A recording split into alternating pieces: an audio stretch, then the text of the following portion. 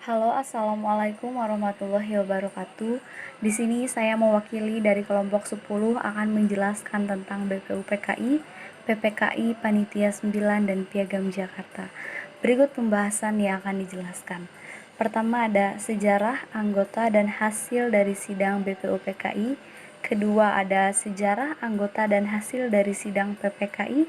Ketiga ada sejarah, anggota, dan hasil dari Panitia 9. Lalu yang terakhir ada sejarah, isi, dan kontroversi Piagam Jakarta. Ya, pertama saya akan membahas tentang sejarah singkat BPUPKI. Pembentukan BPUPKI bermula pada tahun 1944. Pada saat itu, posisi Jepang dalam Perang Asia Pasifik, beberapa pulau di sekitar Papua sudah jatuh ke tangan sekutu. Hal itu membuat Jepang semakin rapuh pertahanannya. Tetapi, walaupun dalam kondisi seperti itu, Jepang masih berusaha menarik perhatian rakyat Indonesia dengan cara menjanjikan kemerdekaan.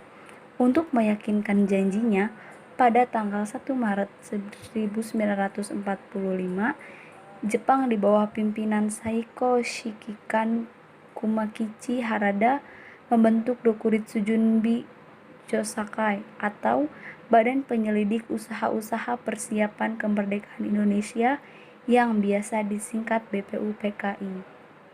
Lalu selanjutnya keanggotaan BPUPKI. BPUPKI diketuai oleh Dr. KRT Regiman Wedyo-Diningrat dengan Wakil Ketua Ichibangase Yoshio dan Raden Panji Suroso.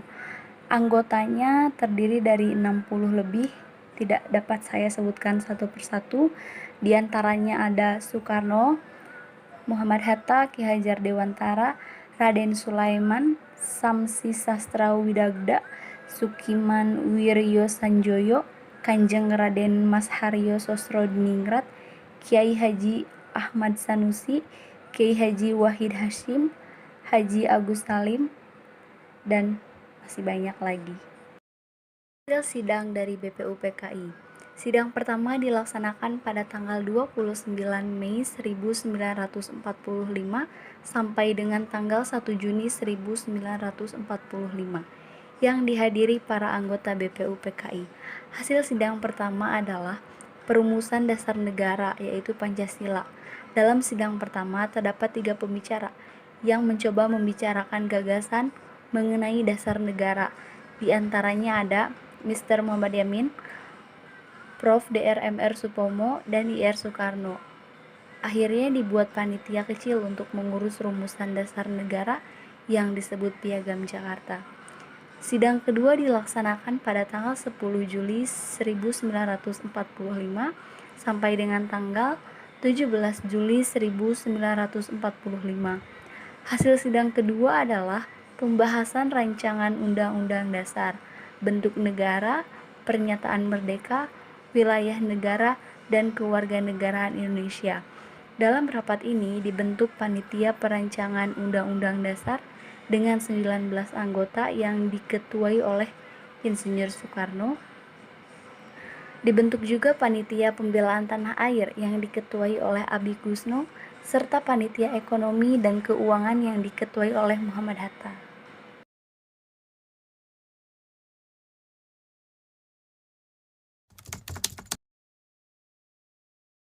Ya, lalu setelah pembahasan BPUPKI berakhir, kita akan membahas sejarah singkat PPKI. Setelah dibubarkannya BPUPKI, maka dibentuklah PPKI sebagai panitia lanjutan dari panitia sebelumnya. PPKI, Panitia Persiapan Kemerdekaan Indonesia, atau dalam bahasa Jepang biasa disebut Dokuritsu Junbi Inkai, diresmikan oleh Jenderal Tarawuchi pada tanggal 9 Agustus 1945 di kota Ho Chi Minh di Vietnam.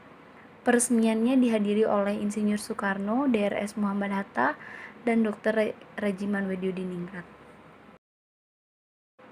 Lalu anggota PPKI sebagai berikut. PPKI diketuai oleh Insinyur Soekarno dan wakil ketuanya Drs. Muhammad Hatta. Anggotanya ada Mr. Supomo, Dr. Rajiman Wedodiningrat, RP Suroso, Sutarjo Kartohadikusumo, Kiai Abdul Wahid Hasim, Ki Bagus Hadikusumo, Otto Iskandar Dinata, Abdul Qadir, Pangeran Surjo Hamijojo, Pangeran Purbojo, Dr. Muhammad Amir, Mr. Abdul Maghfar, Mr. Teku Muhammad Hasan, Dr. GSSJ Ratulangi, Andi Pangerang, Aha Hamidan, I Gusti Ketut Puja, Mr. Johannes Latuhar Hari, DRS Yap Chaunbing. Kemudian, tanpa sepengetahuan Jepang, anggota PPKI bertambah 6 orang. Di antaranya Ahmad Subarjo, Sayuti Melik, Ki Hajar Dewantara, RAA Wiranata Kusuma, Kasman Singo Iwa Kusuma Sumantri. Hasil sidang PPKI sebagai berikut. Sidang pertama dilaksanakan pada 18 Agustus 1945 di Gedung Roadvan Indi di Jalan Pejambon, Jakarta. Hasil sidangnya adalah mengesahkan Undang-Undang Dasar 1945, memilih dan mengangkat Presiden dan Wakil Presiden. Tugas Presiden sementara ini akan dibantu oleh Komite Nasional sebelum dibentuknya lembaga MPR dan DPR. Lalu sidang kedua PPKI dilaksanakan pada tanggal 19 Agustus 1945 di tempat yang sama dengan sidang pertama berlangsung.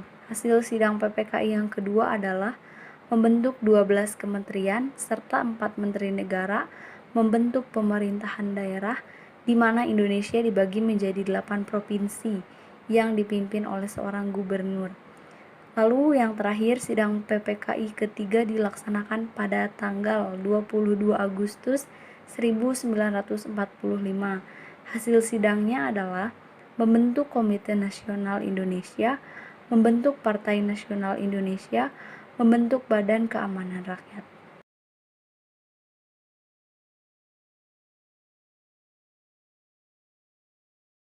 Kemudian, membentuk pemerintah daerah Indonesia yang dibagi menjadi 8 provinsi yang dipimpin oleh seorang gubernur. Pembagiannya sebagai berikut. Pertama ada Sumatera yang dipimpin oleh Mr. Teku Muhammad Hasan. Yang kedua ada Jawa Barat dipimpin oleh Mas Sutarjo Kartohadikusumo. Yang ketiga Jawa Tengah dipimpin oleh Raden Panji Suroso. Yang keempat ada Jawa Timur dipimpin oleh RMT Aryo Suryo. Lalu yang kelima ada Sunda Kecil dipimpin oleh I Gusti Ketut Puja. Yang keenam ada Maluku dipimpin oleh Mr. Johannes Latuhal Hari. Yang ketujuh ada Sulawesi dipimpin oleh Dr. Jacob Ratulangi. Yang kedelapan ada Borneo dipimpin oleh Insinyur Haji Pangeran Muhammad Nur.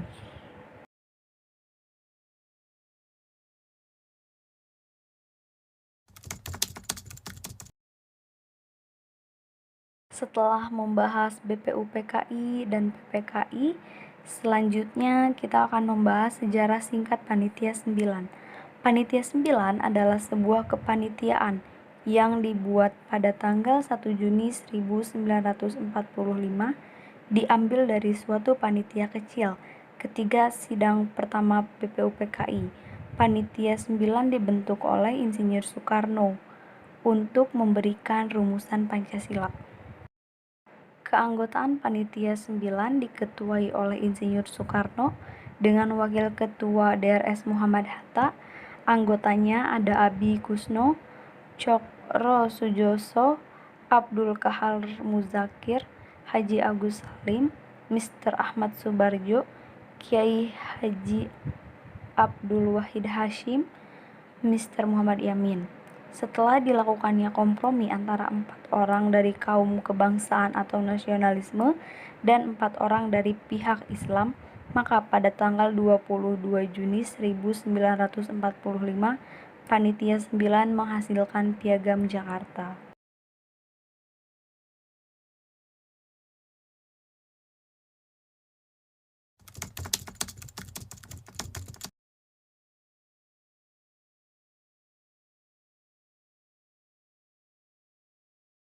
Dari 5 poin tersebut, setelah dikaji oleh beberapa orang-orang penting atau beberapa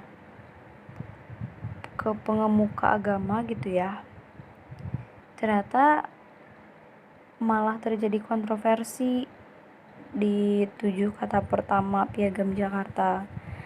Piagam Jakarta dijadikan sebagai pembukaan Undang-Undang Dasar 1945. Namun, ada 7 kata pertama yang dihapus. 7 kata itu adalah dengan kewajiban menjalankan syariat Islam bagi pemeluk-pemeluknya. Penghapusan 7 kata pertama itu dari pembukaan undang-undang terjadi setelah proklamasi kemerdekaan.